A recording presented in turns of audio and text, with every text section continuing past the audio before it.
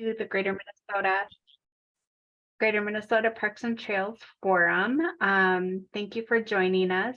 We, as you know, our forums are pretty informal way to just interact and learn about what each other is doing. Looks like Sarah dropped off, but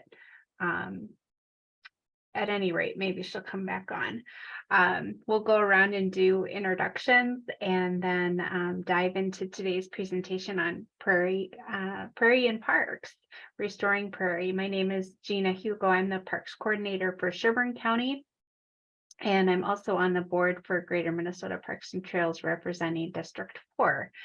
So if you could just introduce yourself, say your name, kind of what your job is about, and tell us what you're hoping to take away from today's forum. That would be awesome. I'll just go in order that I see people on the screen, and I'll start with you, Brad. Which Brad? Brad Bonk or Brad? Oh, yeah, take your pick. You're first on the screen, so we'll start with Brad H. All right, Brad Harrington, Wright County Parks and Rec, also with Greater Minnesota Parks and Trails. So again, I apologize for being late hopping on. Yeah, just looking forward to hearing kind of what you guys are doing and how things are going. See if there's some stuff that we can take and bring into our department. So great. And Brad Bonk is next. Hi, I'm Brad Bonk, Douglas County Parks, and yeah, same thing. Just looking, we're doing restorations all the time, so looking for new ideas and see what other people are doing. Great. And Sarah and guest. Hi, good morning, everybody. Sarah Whitty from the City of Hutchinson Parks Department. I have Trent over there in the corner, one of my maintenance guys, and we're just looking to get a little bit more insight on prairie maintenance and what we could potentially be doing different here. We have about 30 some acres right now, and we've actually been awarded a grant through the DNR this year through 2026 to start doing some prairie maintenance and upkeep. So just any more information we can get on our end is obviously beneficial. Awesome. Well, thanks for joining us. And then I'm going to go to Franny Jurdy next. And Franny has been a colleague of mine for probably more than 10 years, but I have my other monitor in my way there. Okay. She's a fellow plant geek. Her and I have had many days in the field geeking out, walking through prairies and finding new things establishing. So Franny is going to be presenting the bulk of our presentation today, and I'll let her introduce herself and just talk a little bit about her role with the Sherburne Soil and Water Conservation District. Oh, you're muted.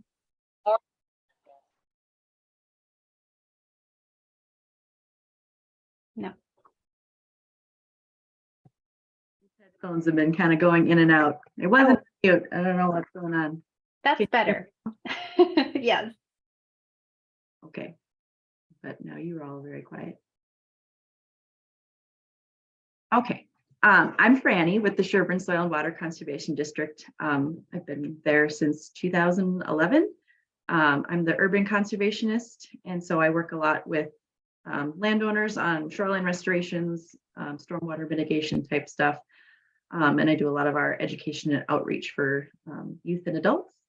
And I help Gina whenever she needs it for all of the fun things, of course, in the county parks.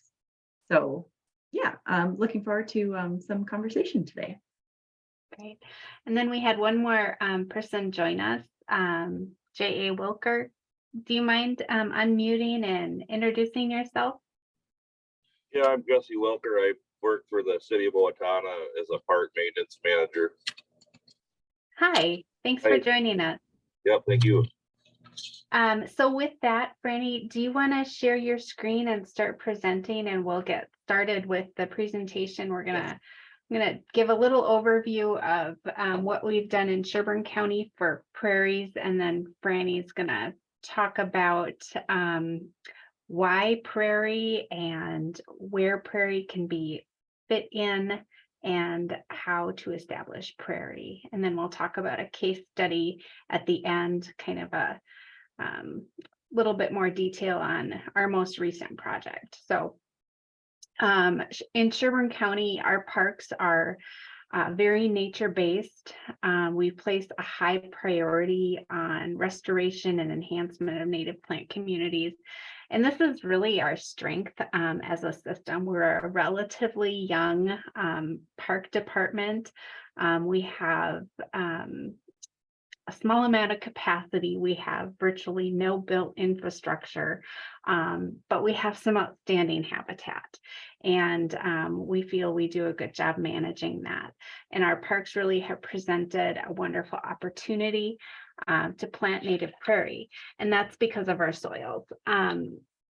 We're in East Central Minnesota with the Mississippi River forming our southern boundary.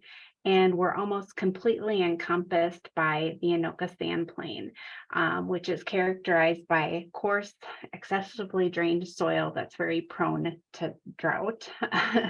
And our pre-settlement vegetation consisted mostly of native prairie and oak savanna. Next slide.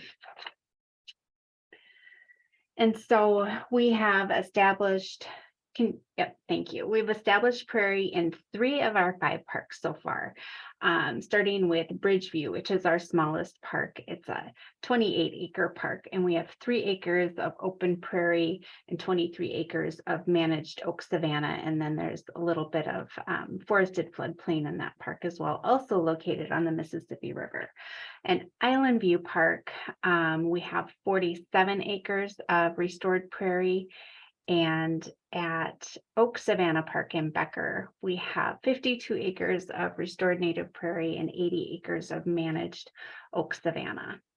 So you can go to the next slide. And up and coming, we've got more prairie on the horizon. At Graham's Park, which is the case study I'll be talking about at the end, we're in the process of doing a 25-acre prairie restoration. And then at our newest acquisition, which is the Big Elk Lake Park land, it's so new it doesn't have a name. We have funding secured to plant 52 acres of prairie this spring through the Minnesota Land Trust and the Lessard Sam Outdoor Heritage Commission. And then we have an additional amount of funding to restore the remaining 108 acres of tillable land to prairie in 2024. And that's really where the majority of our prairie has been established, is in lands that were historically in row crops. It's a great opportunity. The site is just about pretty much prepared. But then we have a few areas where we have to work harder to restore prairie, where there is existing vegetation, such as introduced cool season grasses, old hayfields, etc. So, and then I'm gonna pass it to Franny to talk about the details of why prairie and where prairie and how prairie. All of the things. So I don't know, I know everybody, it seems like everybody's obviously familiar with prairie. So I might just breeze through some of this kind of rudimentary stuff.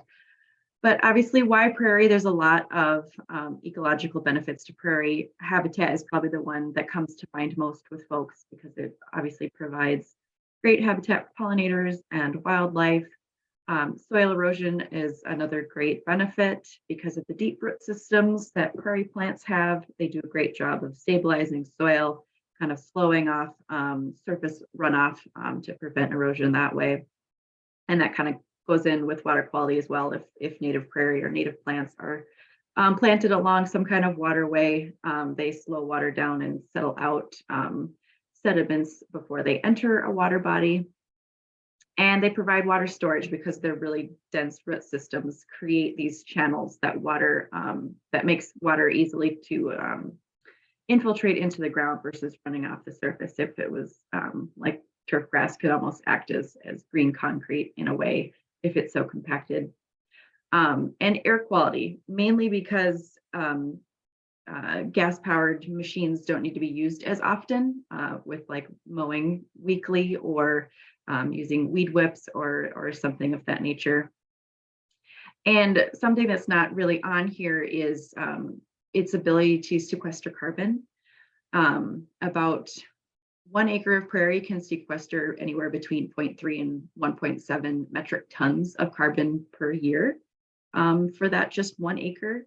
And kind of contrasting its ability to sequester carbon versus woodlands, it's a more safe and reliable way to sequester carbon because it's all below ground in the root systems of native plants, versus in a forest, all of the carbon is stored in the above ground woody biomass. So if a fire came through or the woods were cut down, all of that carbon would be released back into the atmosphere. So it stays in prairies much more safely, unless obviously the area is tilled, which we would hope wouldn't happen in a native prairie setting. And since we're talking about native prairie, I just love showing this image because it's just a better way to really hit home the idea that most of the magic with native plants is below ground in their really extensive root systems. It's kind of hard to tell in this picture, but some roots go well below 15 feet. So a great way to show how it's creating channels to infiltrate water, how much biomass is underground available for water storage or carbon sequestration, also creating a ton of habitat for microorganisms in the soil. And then I'll point out off to the left there, that's Kentucky bluegrass with its teeny little root system. So it really shows why Kentucky bluegrass needs more amendments to the soil or additions of fertilizer and excess watering throughout the growing season. There's also economical benefits to prairie. This table here, there's a lot going on, but I've highlighted a few things. This was a study reported by the EPA on the differences between a couple different types of just traditional turfgrass establishments and restored prairie. And the two items I have circled is just the total cost for a new establishment. So either a new seeding or a new sodding on a 1 acre site. And turfgrass typically needs a bit more when you're installing it, better soil, especially, I mean, in Sherburne County, we're very familiar with very low organic matter, sandy soil. So to get turfgrass established, some kind of topsoil or organic matter needs to be brought in order to actually have a successful germination. As you know, but when comparing prairie, all of the native plants are very acclimated to our native soil, and so they don't need any of those extra amendments. So per acre, the total is much higher when seeding traditional turfgrass, if it's done so the turfgrass will be germinated well. And then I didn't highlight, but the bottom part of the graph where it says estimated maintenance cost for 20 years, the differences are quite staggering with both seeded and sodded turfgrass versus restored prairie. Just because turfgrass needs to be mowed weekly, it needs to be fertilized maybe twice a year, even aerated, reseeded, what have you.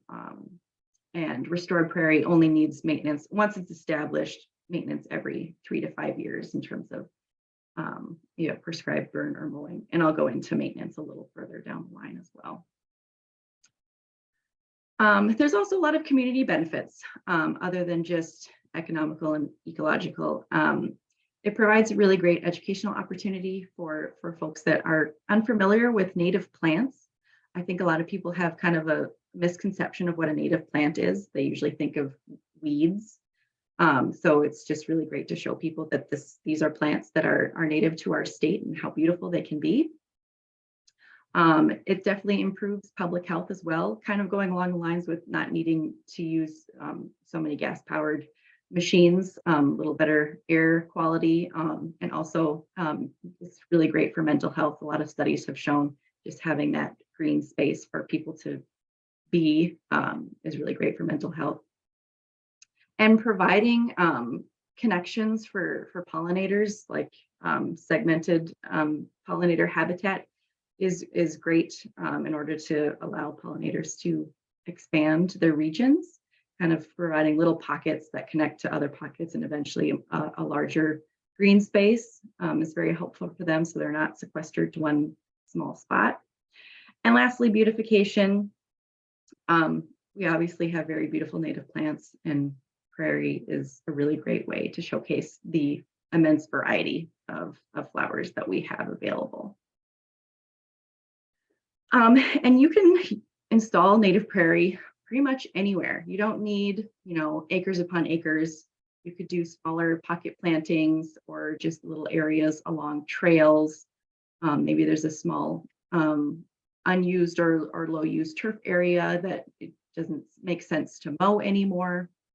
Or obviously if you have a larger area. And this is Graham's Park, and Gina will go over that a little later. But pretty much anywhere you know isn't being used for some kind of recreation where turf is needed, Prairie can definitely find a place there.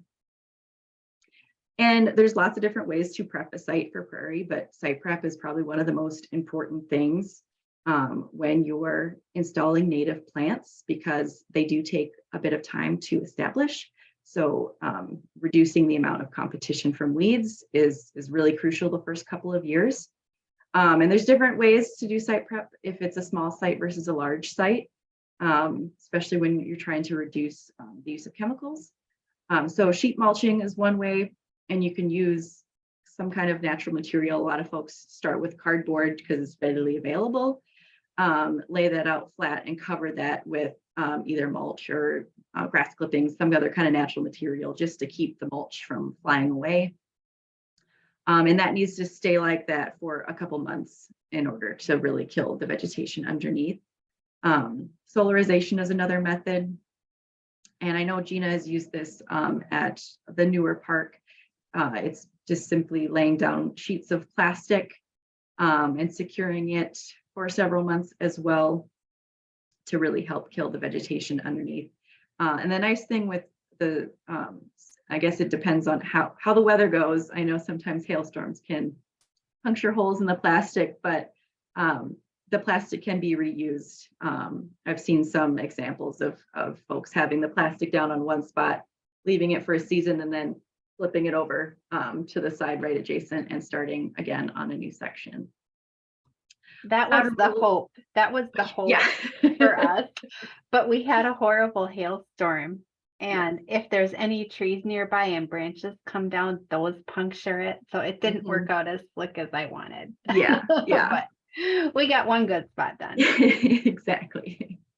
As long as it worked for that spot, so that's good.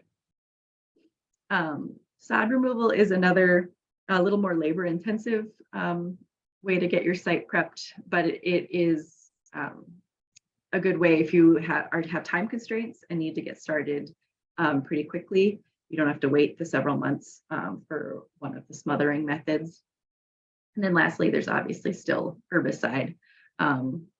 It's becoming kind of the least preferred method, the more we understand about its effects on even pollinators, but we still understand that it's necessary in some cases if you do have time constraints, and it's very effective. Typically, depending on the type of vegetation that currently is there, more than one application will be needed, and you just always need to be cognizant of the amount of time you have to wait before you can actually install your native plants. And for large scale sites, there's a couple of different types of site prep you can use. One is smother cropping. Kind of the same idea as the sheet mulching or solarization, where you're just smothering an area and preventing weed competition. And obviously an annual crop will need to be planted on a site for a full growing season. And it can either be harvested at the end of the season or just left over winter and then planted into the stubble the following year. Prescribed burn can also be a good site prep method. You really have to pay attention to timing depending on what vegetation you're trying to target. Some non-native and invasive species actually do well with burns, so it's good to be aware of when they will be hit the best. Shallow cultivation is another method, and that's just cultivating an area repeatedly over a season to help bring up new weed seeds, and then cultivating them under the plants under again. And grazing is another method, which Gina will kind of go over in the case study. Typically, it'll need to be done more than once. It's not a one and done kind of method, but the animals are really good at grazing down the plant basically to the ground. And so that really depletes the plant's energy stores, and it's what's forcing it to resprout again. And then lastly, again, herbicide.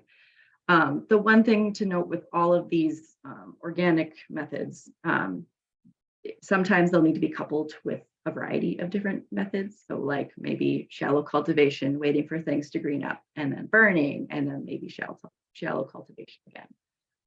You can kind of play around with different methods and seeing which combination of things works the best. Installation, I won't like go into super detail about this because I feel like most people know how to hand plant plants and spread seed.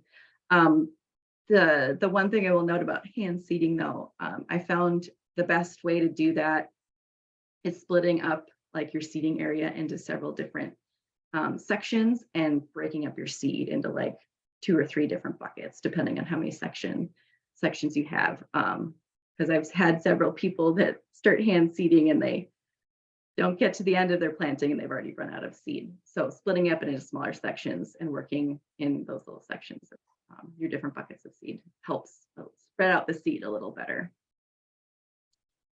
And I have some videos of mechanical seeding, but they're basically 2 main types that we work with, and that's a broadcast seeder or a no-till seed drill. And they definitely have different applications. My staff at the SWCD prefer the no-till drill whenever possible, because it does provide the best seed to soil contact, and you can plant into dead stubble. But the broadcast seeder is a little more maneuverable. So if there's lots of obstacles, lots of trees or some more topography that you need to be driving around, that's a good time to use that. So I'll just play a little video of, and you can see that this broadcast seeder, the soil is pretty darn bare, and you need that to allow for seed soil contact with the broadcast seeder. And typically you'll need to follow up with some kind of packer or drag to really ensure the seed is embedded in the soil. And then we have the no-till seed drill. And this is best to use with clean seed because you have to put the seed in the hopper at the top.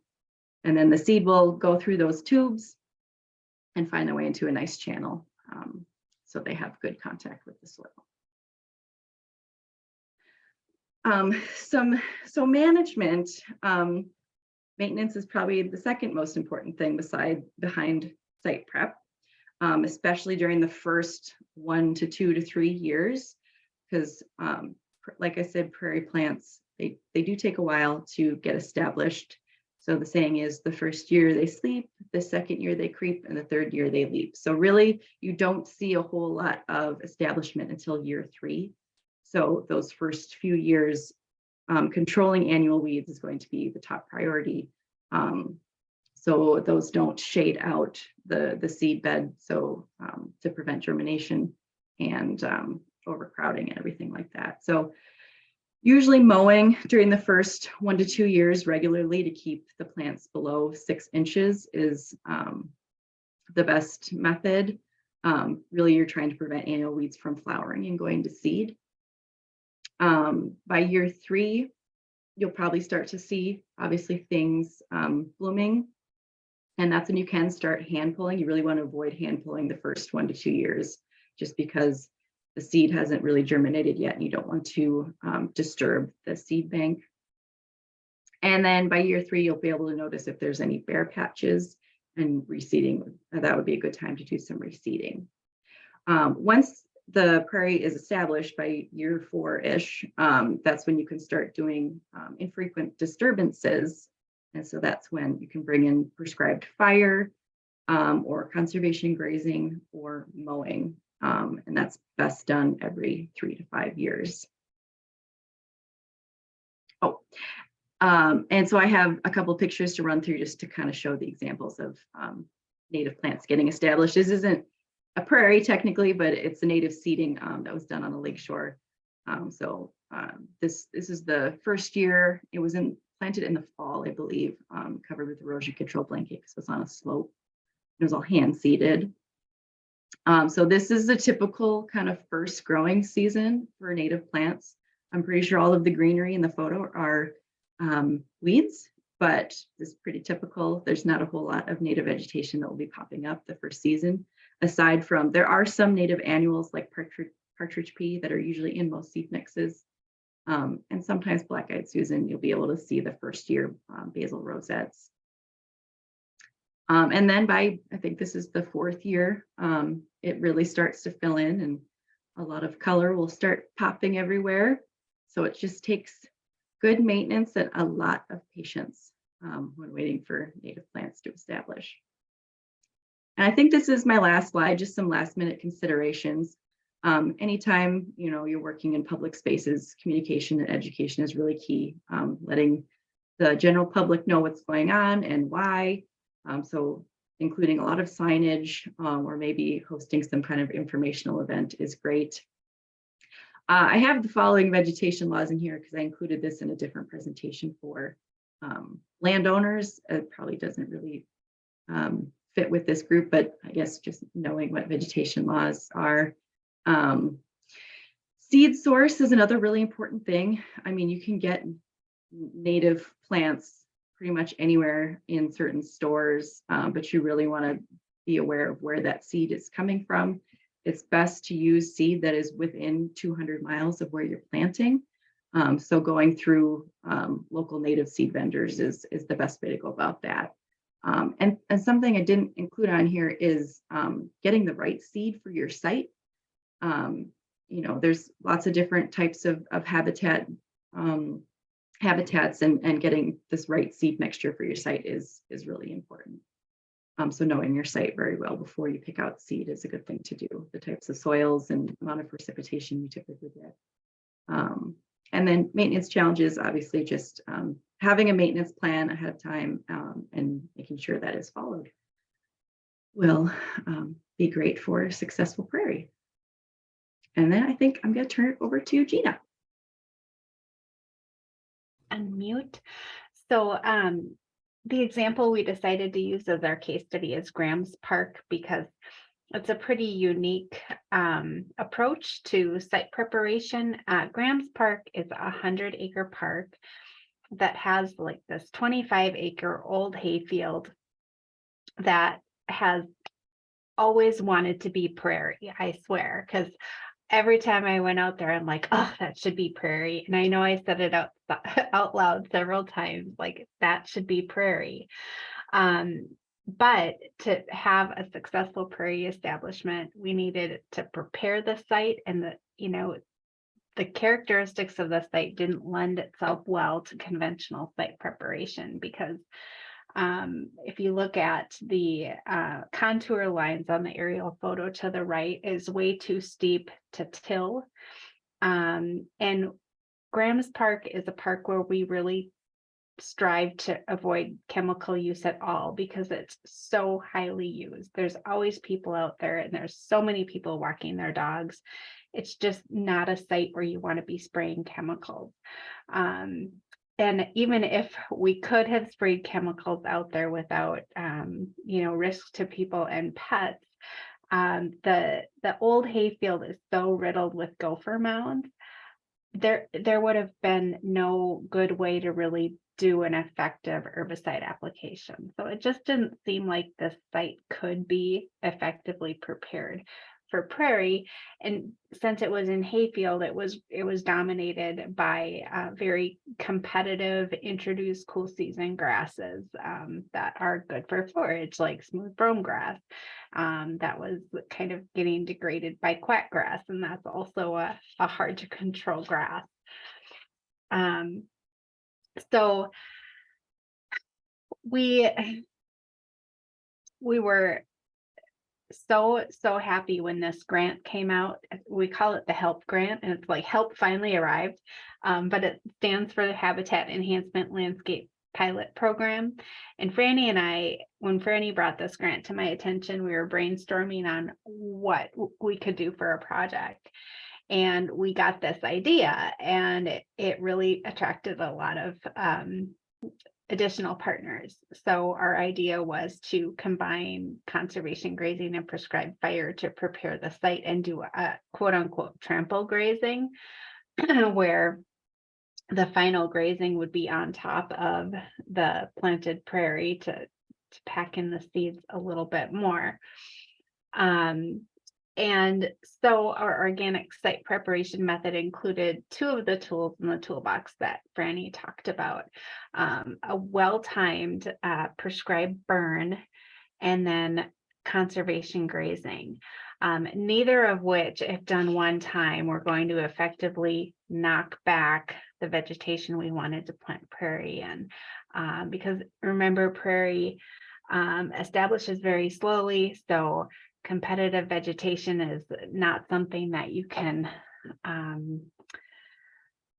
just plant prairie in and depend on the prairie to outcompete the competitive vegetation over time. It just won't happen. It'll get smothered.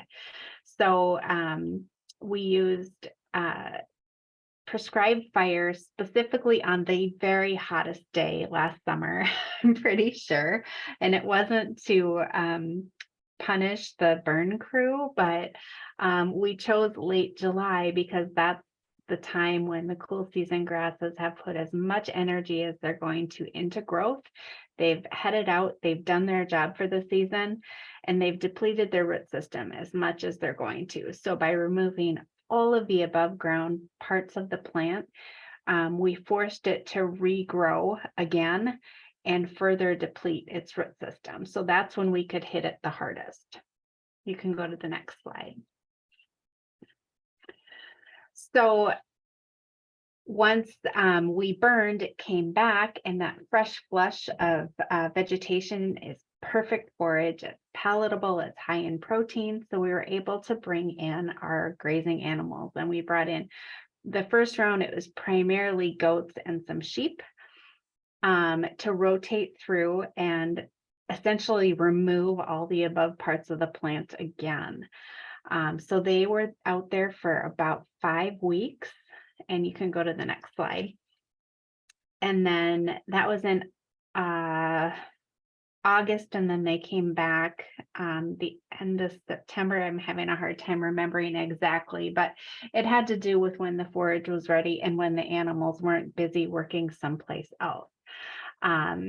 So when we used electric mesh fence and really light step-in stakes to keep them penned in. You can see the water tank out there. The fence was powered with solar batteries, and you can see what a good job they do. From where they were and where we were going to move them, there's a real drastic contrast, and they completely eat everything. I mean, if you want to ruin a hay field, just overgraze it. That's the way to do it. So after 2 rounds of grazing last summer, we're ready to implement our next steps. So this spring we'll be doing a no-till drill, planting with a really diverse seed mix, because we also have financial contributions coming from 3 partners, Bowser, the Xerxes Society, and the U.S. Fish and Wildlife Private Lands Program. We're able to get a really beautiful seed mix out there. So once the planting is done and the cool season grasses come up enough, we'll do another conservation grazing in early summer.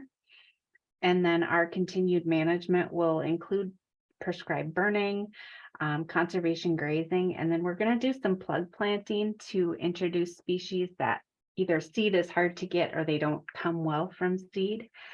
And I should mention too that because of the topography, there's kind of 3 different plant community opportunities that we have out here. So we have a mesic prairie that's gonna be planted over everything. And then on the upland knolls, we'll add species that are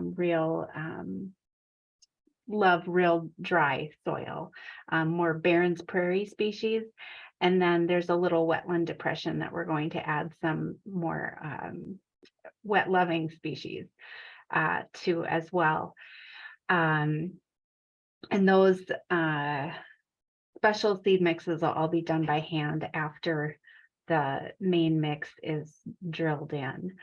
And then with this method, I think it was eligible and scored pretty high for the grant because it's not been done a lot and we don't know how well it's going to work. We fully expect this is going to be a slower establishment and it's going to take longer. And there's going to be more persistence of the non-native introduced cool season grasses that we're just going to have to tolerate, knowing that we've still added a significant amount of important pollinator habitat and aesthetic benefits. So with that, I know Franny does have some resources I'm going to let her talk about that are really excellent for your reference moving forward. Yeah, so just a few things, some resources where we gleaned some of our information from. Bowser has a native vegetation enhancement guide that's, I think they're in the process of kind of going through that and coming out with a new version. So that, I mean, it's very extensive. It goes through all you need to know about establishing native plants, site prep and seed selection and maintenance and all of that good stuff. The Xerxes Society has also a really extensive document for organic site prep methods. So that's where we got a lot of our information on those different kinds of methods. And there's kind of a short version with just a table on the pros and cons and like duration of all of the methods, how long they take. But then there's a really long version, but very detailed on all of those different methods. We included the MASWCD mainly because on their website they have contacts for all of the different SWCDs each county. Just a great place to go for partners. Like Gina and I partnered together on different grants for the county parks. The DNR has a really good list of native plant suppliers. If you're unfamiliar with the ones in your area, they have them for all throughout the state, but they have it broken down into different regions. So you can look up who is close by. And then just another document from the Xerxes Society, Pollinator Friendly Parks. It's a really great guide to, going through how to establish and maintain pollinator habitat in parks and public spaces. I think that's it. And we can maybe come up with a way to share links for all of these different documents if we have email contacts. Yeah, we could. Brad, can we also put them on the website? The links. Mm-hmm. Yeah, we should be able to put any links on the website. We'll just need to work with Alex on where we want to put them. But yes, we can get that up, and we'll also have this presentation, this whole recording on the website as well. And they can be stored in the same place on the website, links associated with. Might have to do a little narrative, just say, hey, here it is, here's the link to the presentation and then the links inside of it. So we can work with Alex, we can figure something out. Okay. So good thing for the communications committee to work on. And I think that's all we have. Okay, so I want to thank Franny for working with me to put this together, and really am interested to hear from all of you about your prairie projects and kind of what you've learned, what's worked really well. So I just open it up for discussion if that's okay. Yeah, I got a question for Gina and Franny. When you guys, so with your with Graham's Park, we have a lot of old brome hay fields that we try to get rid of and we struggle with it. How often do you think you'll be burning that? I've heard from some different people about, if you're burning it every year and interseeding it, you can kind of beat it back. Is that something that you have in the plan for that park? And how often do you think you'll burn as it moves forward in the future? I can start, Franny, and you can chime in. So I don't necessarily want to burn it more than once every 3 years. And I don't necessarily want to not do anything the other 2 years, if that makes sense. Because if you burn it every year, it's gonna select for a subset of the species you planted. So prairies, and this is what I was taught, is prairies evolved with real erratic, unpredictable disturbance. And so if you apply a predictable scheduled disturbance, that's not going to maximize your diversity. So the way that I anticipate managing this is doing a management practice, assessing how successful that was, and then doing the next logical thing, whether that's a dormant mow, bringing in animals to graze, or a prescribed burn. And, there's hand planting plugs in areas that failed. So I guess that's really an avoidance of your question, but would you add anything to that, Franny? No, I think you kind of covered it all. I mean, the biggest thing for this is, since it is kind of a new way to get prairie established, we're just going to be learning a lot on the best way to move forward with the management. So I think it's going to kind of be a trial and error sort of situation. And I would say too that prescribed burning, when you're targeting smooth brome grass, like when there's prairie species there, we're not going to want to burn it in the summer like we did this first time. But the next best time to hit it is right before the prairie grasses start growing, and that's like around Memorial Day-ish. That's how I remember it, because the cool season grasses have expended a lot of energy from their root system, but the prairie grasses haven't yet. And so that's kind of your sweet spot for an existing prairie with smooth brome grass, is a late spring burn.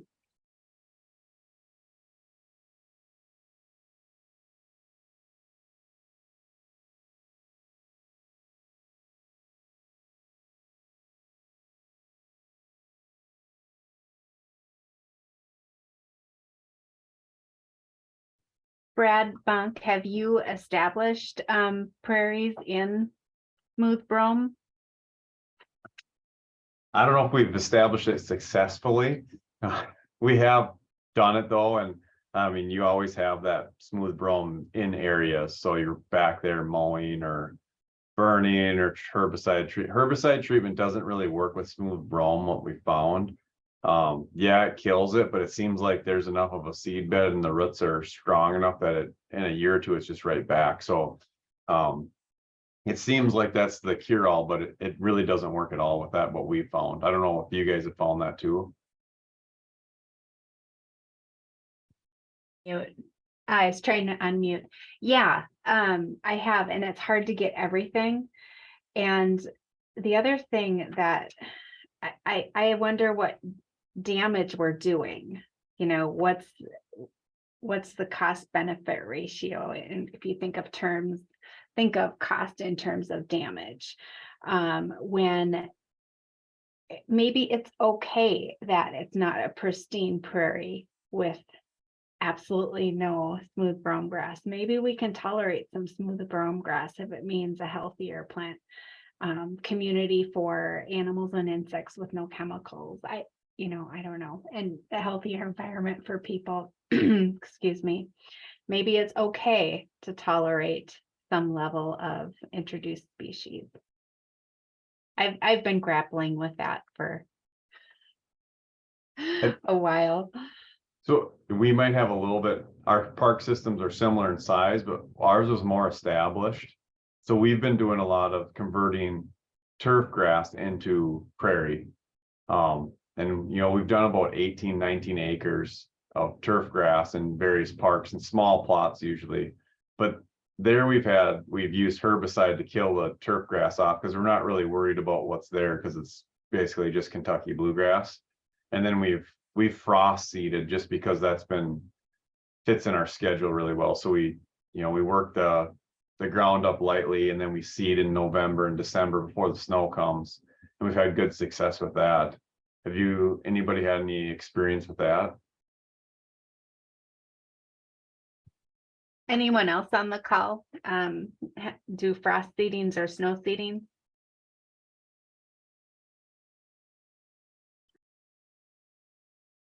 So we've done both and had success based on the success of site preparation. So they've all worked, but the degree of success was kind of parallel with how good the site prep was.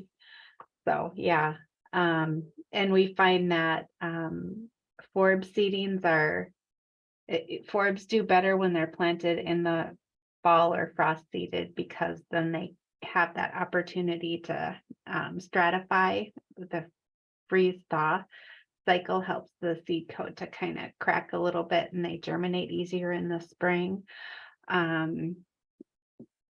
But when I first started working on prairie restorations, a longtime practitioner that worked for Fish and Wildlife said, just get the seed out there.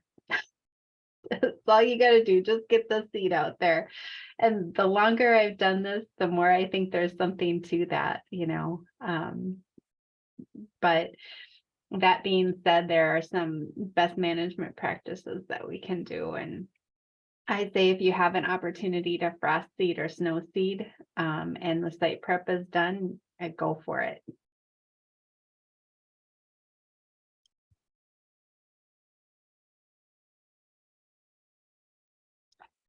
Anyone else have questions or input? Okay, well, I will wrap up. Thank you so much for tuning in today.